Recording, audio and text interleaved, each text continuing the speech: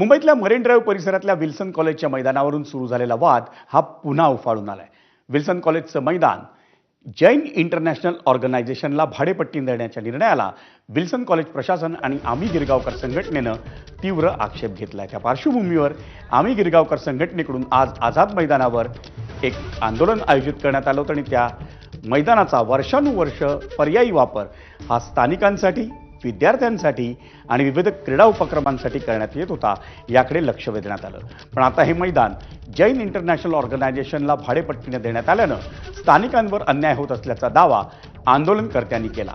Wilson कॉलेजचं मैदान पुन्हा स्थानिकांना उपलब्ध करून द्यावं अशी मागणी उपमुख्यमंत्री आणि क्रीडा मंत्री सुनेत्रा पवार यांच्याकडे थेट करण्यात आली आहे. आमचा प्रतिनिधी ईशान देशमुखनं आंदोलनकर्त्यांशी केलेली बातचीत.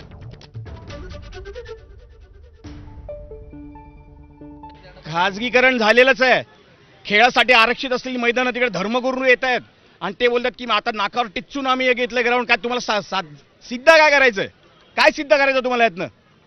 हा जनक्षोभ उफळणार आहे आणि जेव्हा जेव्हा मराठी माणूस रस्त्यावर उतरलेला तेव्हा तेव्हा क्रांती झालेली आहे. क्रांती हा इतिहास आहे. सिनेदिग्दर्शक रोहित शेट्टीच्या मुंबईतल्या जुहू येथील घरावर गोळीबार करणाऱ्या